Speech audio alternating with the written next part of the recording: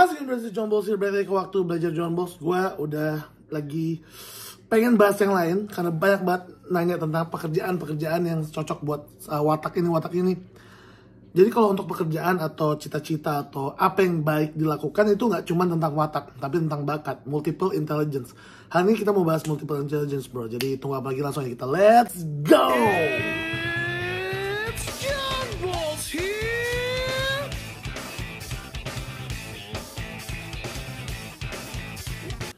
Right, multiple intelligence. Jadi gue udah bikin di Instagram. Ada beberapa yang nanya, nggak sebanyak kalau orang disuruh tanya watak, tapi oke. Bingung tapi punya banyak hobi dan beda bidang semua, oke. Ada orang yang dia emang spesialistik. Punya hobi di beberapa hal tertentu aja. Contoh orang yang ambivert atau introvert. Tapi orang-orang ekstrovert biasanya dia bisa banyak hal, tapi nggak jago. Maksudnya bukannya nggak jago, tapi nggak bisa dapat nilai S. Ya, misalnya kalau nilai itu paling tinggi S, terus A, B, C, D, E, F. Orang-orang ekstrovert, misalnya wataknya, yang ekstrovert kayak sanguine kalau sanguine, dia bisa melakukan banyak hal. Kayak misalnya, kita tahu bakat ada 8, yang dasar ada musikalis, interpersonal, intrapersonal, naturalistik, linguistik, logis matematis, kinestetik, dan juga visual spasial. Mungkin si sanguine atau sanguine ini, dia hampir bisa semuanya rata di A dan di B. Paling jelek di C. Ya. Tapi nggak ada yang sampai S. Jarang sekali. Tapi, misalnya nanti ada orang melo atau melo-kole. Dia mungkin naturalistik dan lain-lainnya ini, dia dapatnya E. Musikalisnya tapi yang makin estetiknya S. Itu bisa gitu. Itulah yang namanya bedanya. Ada orang yang bisa semua hal, tapi nggak sampai tier teratas. Ada juga yang bisa cuman satu hal tertentu. Itu bedanya generalis sama spesialis gitu.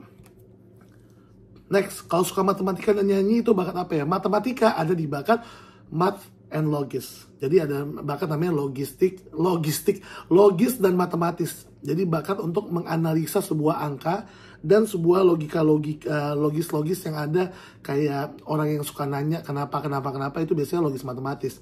Kalau bakat nyanyi itu ada di musikalis. Kayak gitu. Dan kalau misalnya tulis lirik atau bikin puisi itu nggak cuma di musikalis, bisa di linguistik. Anak-anak plegi dan melo biasanya bakatnya apa? Tergantung mereka dapat dari mana. Tapi kebanyakan orang melo dan orang plegi itu banyak bakat di visual spasial. Kebanyakan. Nggak semuanya tapi kebanyakan. Dan di mana lagi intrapersonal. Orang introvert bakatnya di intrapersonal. Kecerdasan mengenali diri sendiri. Karena orang melo lebih baik berpikir ke dalam dirinya. Pragmatis lebih sering mengamati daripada mengungkapkan ke orang lain. Ya. Bakat ada dari lahir atau diasah dulu? Bakat itu tersimpan dari kita lahir. Ya, di otak kita. Tapi harus diasah juga. Contoh gini. Ada 2 orang. Yang satu orang dengan bakat musikalis. Yang satu bakat musikalisnya nggak top 3. Mungkin bakat musikalisnya top 5. Yang ini bakat musikalisnya nomor 1. Kalau mereka berlatih bersama di waktu yang sama, cara yang sama, ini bakal lebih jago yang dapat bakat musikalis. Tapi kalau misalnya ini berlatih 10 kali lipat dan ini cuma 2 kali lipat, ini bakal lebih jago. Tetap bakat itu harus diasah. Gitu. Dok, maaf, nama channelnya apa? John Bols. Jadi channel saya namanya John Bols. Langsung saya share respon. Dok, maaf, channelnya namanya apa? John Bols, oke? Jadi kalau yang nyari channel YouTube saya, John Bols, oke? Right, ya, nanti aja kita urus itu. Oke, hampir di HP jatuh. Karena gue malas ngedit, jadi gue gak mau motong-motong. Dok, kalau ada anak cewek, masih 3 tahun, nyanyi walau masih pelat dan suka joget-joget, biasanya bakatnya John Bols? Hah? Bakatnya apa John Bols? Mungkin gitu kali dia nanya kayak. Dia suka nyanyi, suka joget-joget, anak cewek. Kinestetik. Itu emang banyak banget orang koleris yang bisa kinestetik. Kadang walaupun nggak top 1, ada di top 3-nya gitu. Jadi ya mungkin ada kinestetik dan ada musikalisnya. Apakah setiap anak lahir bawa satu jenis-jenisan bakat yang dominan, bro? Jadi gini, watak sama bakat beda. Watak kita lahir punya 2, ya kan? Watak utama kita sama watak kombinasi. Kalau gue lebih senang bilangnya primer sama sekunder. Kalau bakat, kita dapat 8-8-nya, ya ada, tapi kayak bahasa kasih, kayak love language. Ada yang nomor 1 sampai nomor 8. Nah, tapi ya itu tadi, kalau kita bilang dominan yang mana, nomor 1 sampai 3 itu yang harus diasah. yang kalau diasah lebih mudah gitu loh. Kayak misalnya kalian pengen anak kalian jadi seorang atlet. Kalau dia kinestetiknya nomor 5, kasihan anaknya. Kita lihat dulu top 3-nya apa. Kalau top 3-nya ada atlet, kinestetik, jadiin atlet. Tapi top 3-nya misalnya naturalistik, intrapersonal, terus sama misalnya logis matematis. Mending suruh jadi dia kayak hal-hal yang berhubungan sama alam, atau jadi chef, atau jadi ilmuwan, kayak gitu loh. Jadi kita punya satu bakat yang ada top 3-nya gitu, yang jarang banget bisa tergeserkan. Seorang pemimpin bagusnya memiliki bakat apa ya? Seorang pemimpin yang bagus dia harusnya generalis, harus bisa semuanya walaupun dia nggak jago-jago banget. Jadi dia ngerti. Kenapa gitu? Karena dia pemimpin yang bagus adalah pemimpin yang bisa mendelegasi. Jadi pemimpin yang punya kepanjangan tangan lainnya. Kayak misalnya Monkey D. Luffy. Monkey D. Luffy dia nggak bisa pakai pedang, makanya dia butuh Zoro. Dia nggak bisa navigasi, nggak bisa jadi navigator, makanya dia butuh Nami. Dia nggak bisa masak, makanya dia butuh Sanji. Dia nggak bisa medis, nggak bisa menyelamatkan orang dengan jadi dokter, dia butuh Choppa. Dia nggak bisa betulin kapal, dia tukang kayu, dia butuh Frankie. Dia nggak bisa main musik, dia butuh Brook. Dia nggak bisa arkeologi, dia butuh Robin. Dia nggak bisa nyetir kapal nabrak mulu, dia butuh Jinbei. Dan dia nggak bisa berbohong, dia butuh Usopp. Ya, yang betul bercanda. Dia nggak bisa jadi sniper, makanya dia butuh Usopp.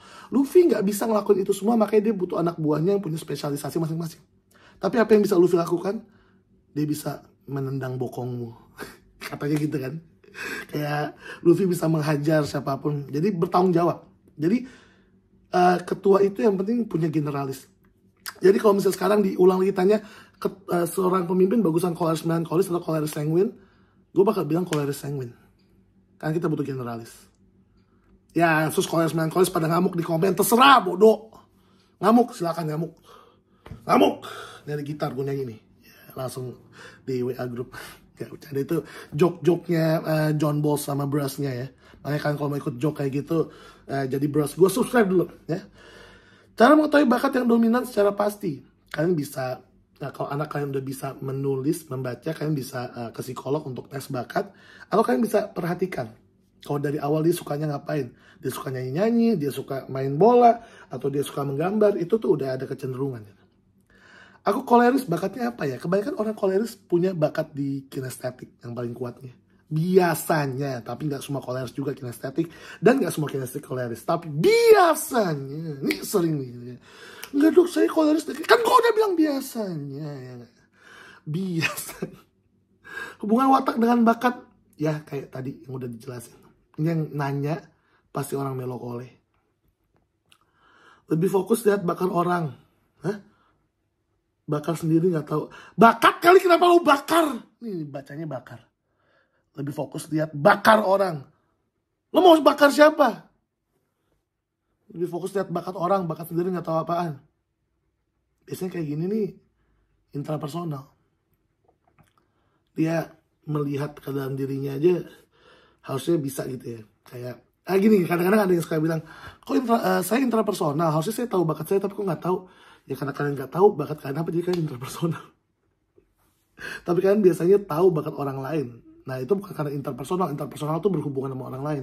Tapi kalian melihat ke dalam diri seseorang, itu intrapersonal. So tahu, iya emang gue tahu. Bang Kolemo apa suka bangga sama dirinya sendiri ya? Bakat bukan tuh. Bukan. Bangga sama diri sendiri tuh pride. Orang koleris tuh punya pride. Ya, kalau sanguine, ya, dia narsis. Kalau koleris tuh pride. Kayak siapa? Vegeta. Vegeta tuh koleris melankolis. Dia punya pride. Dia menikmati pada ditolongin sama Son Goku. Kakaroto, jangan bantu saya. Akhirnya dibantuin juga sama Kakaroto. Gue suka dancing brass. Kalau dancing artinya kinestetik. Gimana cara orang koleris mengembangkan bakat yang berkaitan dengan kecerdasan visual dan spasial? Menggambar, mendesain. Ya gambar itu basicnya. Terus mempelajari tentang tata ruang, tata benda, lingkaran, segitiga, dan lain-lain. Belajar kalau misalnya kalian orang koleris yang punya visual spasial tuh bagusnya jadi dokter bedah. Jadi ya, jadi dokter bedah aja bros. Kalau nggak jadi desainer. Karena banyak kan orang-orang yang cucok jadi desainer itu kolemelo biasanya. Kan Ivan Gunawan, Anwar Sadat, ya kan, Dada Gaya sama. Ya, itu biasanya desainer bagus. Mantep, cucok ya. Oke, bros, itu aja, nggak ada yang terlalu banyak nanya. Alhamdulillah, gue seneng kayak gini. Gak usah terlalu banyak nanya. Ya, tapi bagus semua pertanyaan hari ini. Jadi, bros, thank you for watching, bros. I'm a bros. Let's go. Go, go.